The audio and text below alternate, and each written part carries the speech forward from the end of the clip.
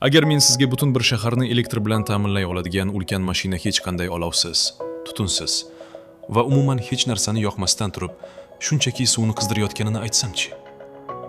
Bunday mashina haqiqatdan ham mavjud va u yadro reaktori deb ataladi. Birinchi qarashda yadro reaktorlari juda murakkab va qo'rqinchli tuyulishi mumkin. Ammo afsona va noto'g'ri tasavvurlarni chetga surib qaralsa, reaktor aslida portlovchi qurilma emas.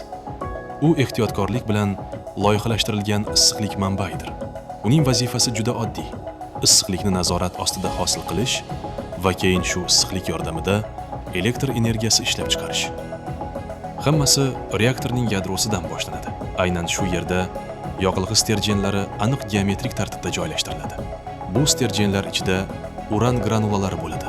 Ulkan miqdordagi energiyani saqlovchi kichik, qattiq silindrlar.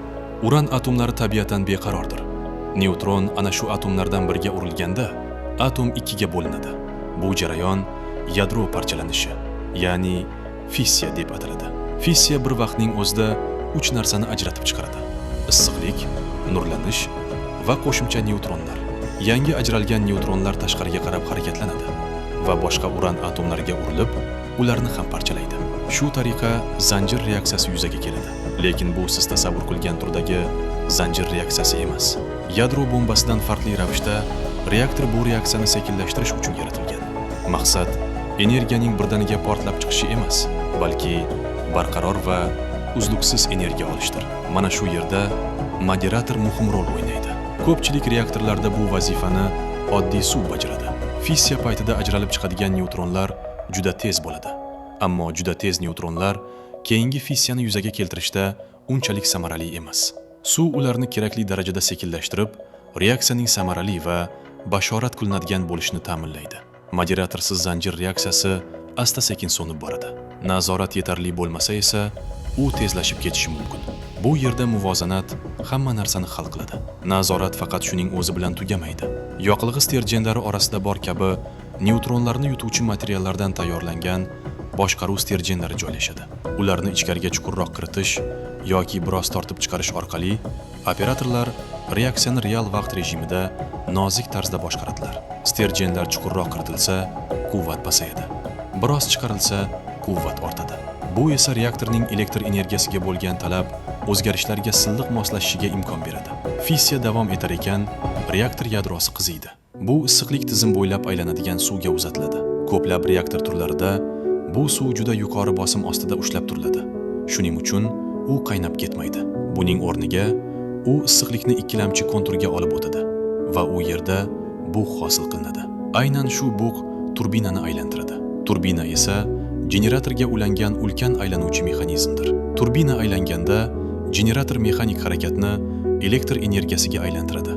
Shu nuqtadan boshlab atom elektr stansiyasida ishlab chiqarilgan elektr energiyasi ko'mir, gaz yoki shamol yordamida olingan elektr energiyasidan mutlaqo farq qilmaydi.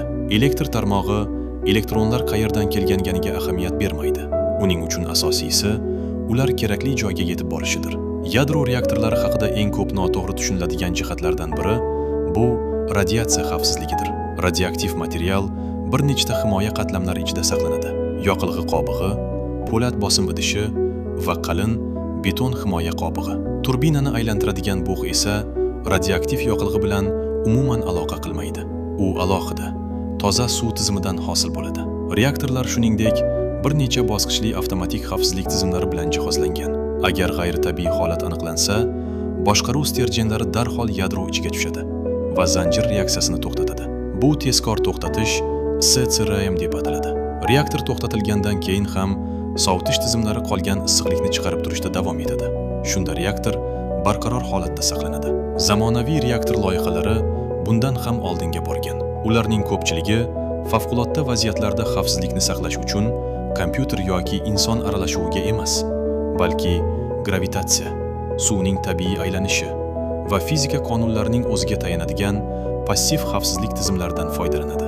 Xo'sh, nega umuman yadro reaktorlaridan foydalaniladi? Chunki ular juda kam yoqilg'idan nihoyatda katta energiya bera oladi. Yillar davomida uzluksiz ishlay oladi va ishlash jarayonida uglerod chiqindilarini chiqarmasdan elektr energiyasi ishlab chiqaradi. Yadro reaktori Bu sirli qora quti ham emas, har lahzada portlab ketadigan bomba ham emas. U aniqlik, muvozanat va nazorat asosida qurilgan murakkab mashinadir. Va u atomlar ichida yashiringan energiyani inson hayotidagi eng oddiy, ammo eng muhim narsalardan biriga aylantiradi. Elektr energiya.